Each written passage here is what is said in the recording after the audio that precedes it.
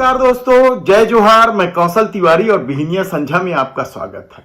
कलकत्ता में junior doctor के साथ हुए विभत्स रेप कांड ने एक बार फिर समूचे देश को झकझोर के रख दिया है। अब जूनियर डॉक्टरों की बारी है, इसलिए देश भर के तमाम डॉक्टर सड़कों पर उतर आए हैं न्याय के लिए। याद कीजिए, आप 12 साल पहले जब निर्भया कांड हुआ था, तब इसी तरीके से समूचा देश सड़कों पर था और उसके बाद सरकार ने कानून भी बनाए थे और लगने लगा था कि सब कुछ ठीक हो जाएगा। लेकिन अपनी बारी का इंतजार करते लोग यह नहीं देख पाए कि सत्ता किस तरीके से बलात्कारियों का संरक्षण बनी बैठी है।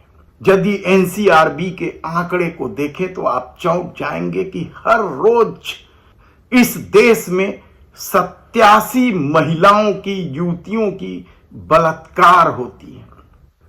हर रोज इतनी बड़ी तादाद में यदि यौन उत्पीड़न से महिलाएं पीड़ित हैं, तब यह हंगामा कलकत्ता रेप केस के बाद क्यों, और उसके बाद भी क्या यह अपराध थम गया है?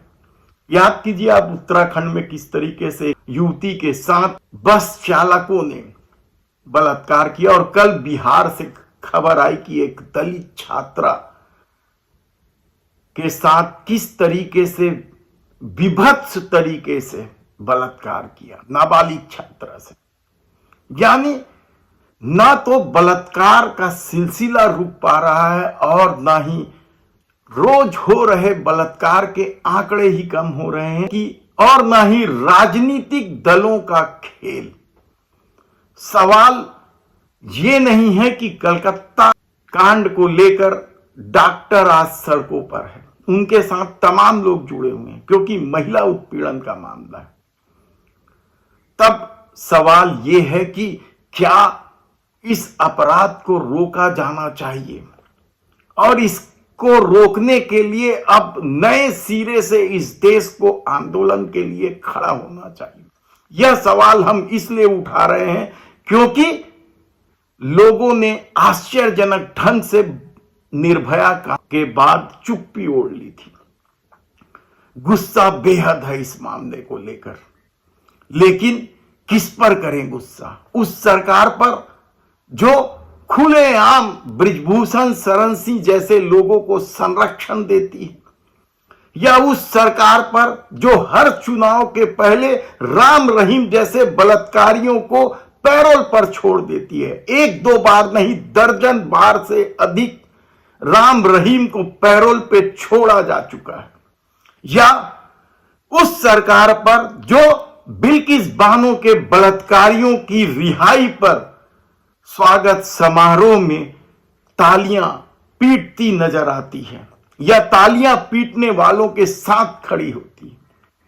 क्या विनेश फोगाट, साक्षी मलिक और बजरंग पुनिया जब सड़क पर उतरकर आंदोलन कर रहे थे उस छिछोरे बृजभूषण शरण सिंह को लेकर, तब उन्हें छिनाल कह दिया गया था। और ये लोग तमाम जो आज नारा लगाते घूम रहे हैं, उठो द्रौपदी शस्त्र उठा लो, अब गोविंद न आएंगे, पिछले एक हफ्ते से यह टैगलाइन चल रहा है सब तरफ।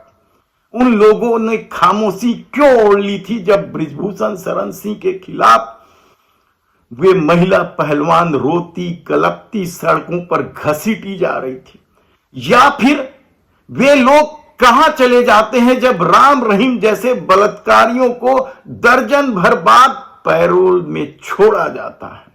क्या उनके खिलाफ सड़क पर नहीं उतरना चाहिए? कि आखिर ऐसे बलात्कारी जिसकी सजा की पुष्टि हो चुकी है, उन्हें कैसे पैरोल पर छोड़ सकती है कोई सरकार? और एक दो बार नहीं, दर्जन भर से अधिक। और लोगों की खामोशी क्या सिर्फ राजनीतिक नफा नुकसान के साथ जुड़ गई है? यह सवाल तो बिल्किस बानो के बलात्कारियों की रिहाई को लेकर भी उठनी चाहिए थी और सड़क पर लोगों को उतर जाना चाहिए था।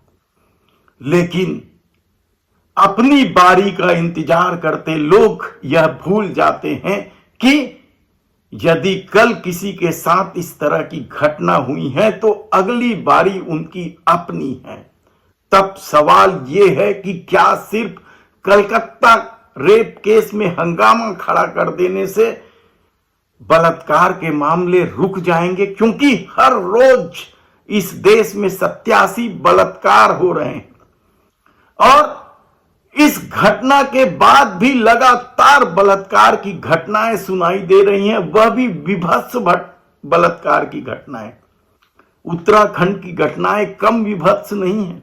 क्या कलकत्ता कांड के साए तले उसे छुपा लिया जाएगा, या कल बिहार के मुजफ्फरपुर जिले में हुई नाबालिग छात्रा के साथ की घटना को क्या कलकत्ता कांड के साथ छुपा लिया जाएगा? ऐसे कई सवाल है। आप खुद सोचिए कि आप किस तरीके से राजनीतिक फायदे नफा नुकसान को लेकर आंदोलन कर रहे हैं। क्यों नहीं उठना चाहिए राम रहीम को पैरोल पे छोड़ने के खिलाफ सड़क की आवाज, लोगों की आवाज क्यों नहीं उठनी चाहिए? क्या राजनीति ने भी बलात्कार जैसे विभत्स मामले को बांट दिया है और लोग नफा नुकसान देखकर आंदोलन करते हैं? ऐसे कई सवाल है, लेकिन एक बड़ा सवाल है कि यदि जब तक राम रहीम या ब्रिजभूषण शरण सिंह या बिल्किस बानो के बलात्कारियों की रिहाई पर या उन्हें बचाने की कोशिश पर यह देश चुप्पी ओढ़ के बैठे रहेगा, तब तक इस तरह की घटनाएं होते रहेगी। और इन सब बातों के बीच देश के प्रधानमंत्री नरेंद्र मोदी का लाल किले की प्राचीर से बलात्कार को लेकर भाषणबाजी करना। अब समय की मांग है कि जिनको सजा होती है उसकी व्यापक चर्चा हो, ताकि ऐसा पाप करने वालों को भी डर पैदा हो कि ये पाप करने की हालत ये होती है कि फांसी पर लटकना पड़ता है। क्या आम लोगों का मुंह चिढ़ाना नहीं है? धन्यवाद।